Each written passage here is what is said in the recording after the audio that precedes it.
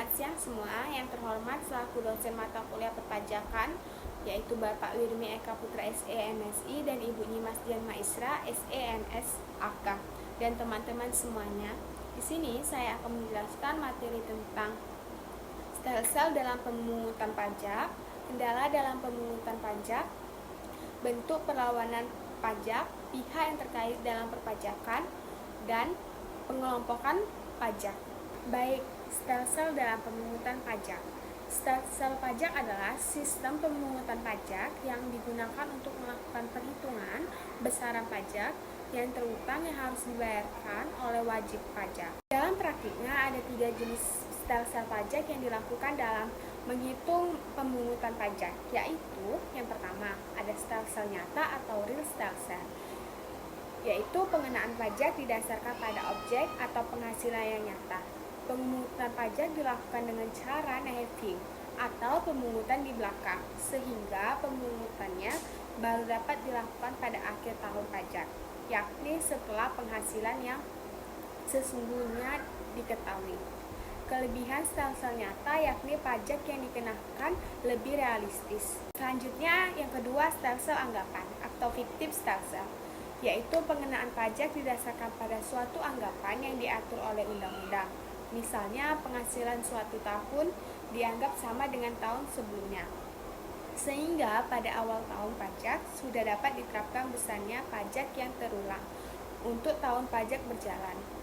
Kelebihan stelsel ini adalah pajak dapat dibayar selama 1 tahun berjalan tanpa harus menunggu akhir tahun. Adapun kelemahannya adalah pajak yang dibayarkan tidak berdasarkan pada keadaan yang sesungguhnya. Yang ketiga ada stelsel campuran atau mixed stelsel. Stelsel ini merupakan kombinasi antara stelsel nyata dan stelsel anggapan pada awal tahun. Besarnya pajak dihitung berdasarkan suatu anggapan, kemudian pada akhir tahun besarnya pajak disesuaikan dengan keadaan yang sebenarnya. Bila besarnya pajak menurut kenyataan lebih besar daripada menurut anggapan, maka wajib pajak harus menambah. Selanjutnya ada kendala dalam pemungutan pajak. Yang pertama, ada kurangnya sosialisasi dari pemerintahan kepada masyarakat sebagai wajib pajak mengenai pentingnya membayar pajak, manfaat membayar pajak, dan sanksi yang akan diterima apabila wajib pajak melalaikan kewajibannya. Yang kedua, ada tingkat ekonomi sebagai wajib pajak yang sangat rendah.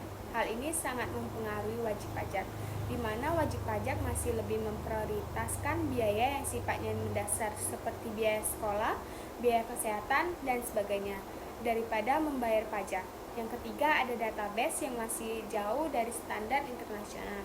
Padahal database sangat menentukan untuk menguji kebenaran pembayaran pajak dengan sistem self-assessment. Yang keempat, kurangnya atau tidak adanya kesadaran masyarakat sebagai wajib pajak untuk membayar pajak ke negara adalah sebagai bentuk perlawanan.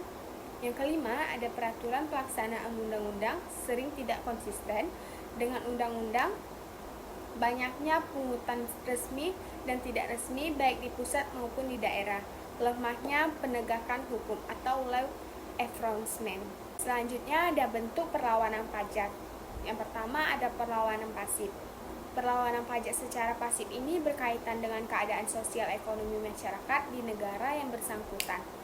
Pada umumnya, masyarakat tidak melakukan suatu upaya yang sistematis dalam rangka menghambat penerimaan negara, tetapi lebih dikarenakan oleh kebiasaan-kebiasaan yang berlaku dalam masyarakat tersebut. Misalnya, kebiasaan masyarakat desa yang menyimpan uang di rumah atau dibelikan emas, bukanlah mereka menghindari tetapi karena belum terbiasa dengan perbankan. Selanjutnya yang kedua ada perlawanan aktif. Perlawanan pajak secara aktif ini merupakan serangkaian usaha yang dilakukan oleh wajib pajak untuk tidak membayar pajak atau mengurangi jumlah yang seharusnya dibayar. Perlawanan pajak secara aktif dapat dibagi menjadi 2, yaitu yang pertama, penghindaran pajak atau tax avoidance. Penghindaran pajak adalah suatu usaha pengurangan secara legal yang dilakukan dengan cara memanfaatkan ketentuan-ketentuan di bidang perpajakan secara optimal, seperti pengecualian dan pemotongan-pemotongan yang diperkenankan maupun manfaat hal-hal yang belum diatur dan kelemahan-kelemahan yang ada dalam peraturan perpajakan yang berlaku. Yang kedua, ada penggelapan pajak atau tax evasion. Penggelapan pajak atau tax evasion adalah merupakan pengurangan pajak yang dilakukan dengan melanggar peraturan perpajakan seperti memberi data-data palsu atau menyembunyikan data. Dengan demikian, penggelapan pajak dapat dikenakan sanksi pidana, pajak penghasilan dari bunga. Pihak-pihak yang terlibat dalam pemungutan pajak. Pihak-pihak yang terlibat dalam sistem perpajakan adalah negara, badan atau lembaga institusi, warga negara atau perseorangan. Yang pertama ada negara, sebagai organisasi politik yang menyelenggarakan kehidupan berbangsa serta bernegara. Dalam menjalankan fungsinya, negara membutuhkan dana untuk menjalankan kegiatan organisasi. Negara dapat disamakan seperti kapal. Selain membutuhkan keterampilan anak buah kapal untuk menentukan arah dan tujuan kapal, dibutuhkan juga perlengkapan lainnya, seperti peralatan, perlengkapan, konsumsi, dan lain-lain. Negara memperlakukan kewajiban ini karena negara tidak bisa hanya bergantung pada sektor sumber daya alam, pariwisata, perdagangan, dan sektor ekonomi lainnya.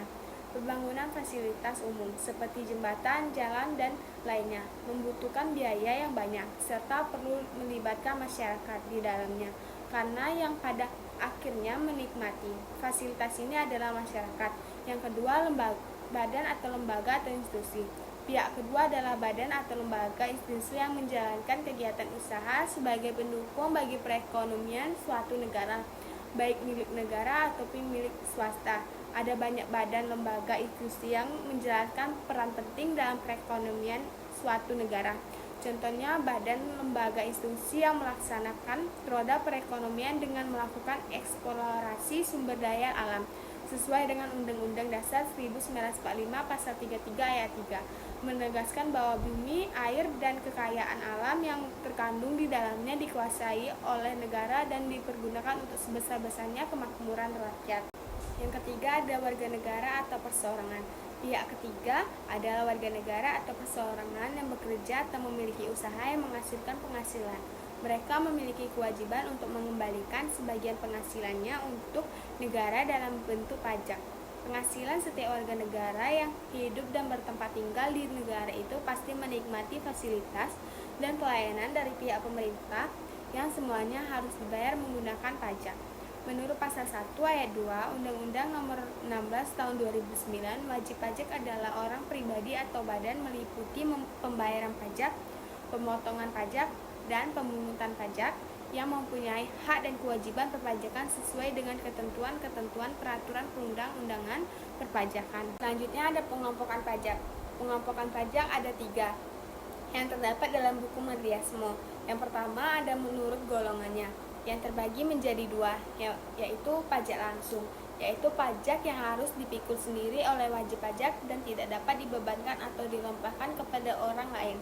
Dengan kata lain, proses pembayaran pajak harus dilakukan sendiri oleh wajib pajak bersangkutan. Misalnya, seorang anak tidak boleh mengalihkan pajak kepada orang tuanya.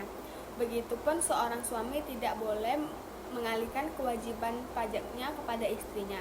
Contoh pajak penghasilan.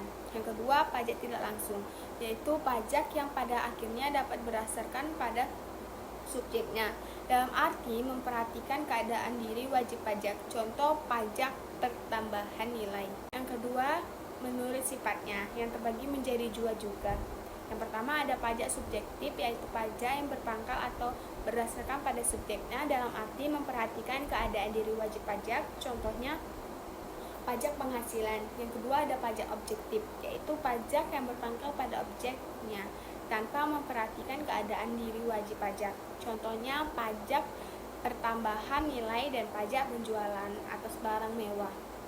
Yang ketiga, menurut lembaga pemungutannya, terbagi menjadi 2. Yang pertama ada pajak pusat, yaitu pajak yang dipungut oleh pemerintahan pusat dan digunakan untuk membiayai rumah tangga negara. Contohnya pajak penghasilan, pajak pertambahan nilai, pajak penjualan atas barang mewah, bea materai, pajak bumi dan bangunan. Yang kedua ada pajak daerah, yaitu pajak yang dipungut oleh pemerintahan daerah dan digunakan untuk membiayai rumah tangga daerah. Pajak daerah terdiri atas pajak provinsi, contohnya pajak kendaraan bermotor dan pajak bahan bakar kendaraan bermotor, pajak air permukaan, dan lain sebagainya. Ada juga pajak kabupaten kota, contohnya pajak hotel, pajak restoran, pajak hiburan, pajak air tanah, pajak reklame, pajak parkir, dan lain-lainnya. Yang terakhir adalah kesimpulan. Pajak adalah kontribusi wajib kepada negara yang terhutang oleh orang pribadi atau badan yang bersifat memaksa berdasarkan undang-undang dengan tidak mendapatkan imbalan secara langsung dan digunakan untuk keperluan negara bagi sebesar-besarnya kemakmuran rakyat. Pemungutan pajak dapat dilakukan dengan 3 jenis stelsel yang terdiri dari stelsel nyata, stelsel fiktif, dan stelsel campuran. Kendala dalam pemungutan pajak dikarenakan pelaksanaan peraturan yang relatif rendah, kurangnya pengawasan, kurang terampil, kurangnya pembinaan, dan kurangnya pengetahuan petugas pemungut pajak. Sekian presentasi dari video materi kedua saya. Terima kasih.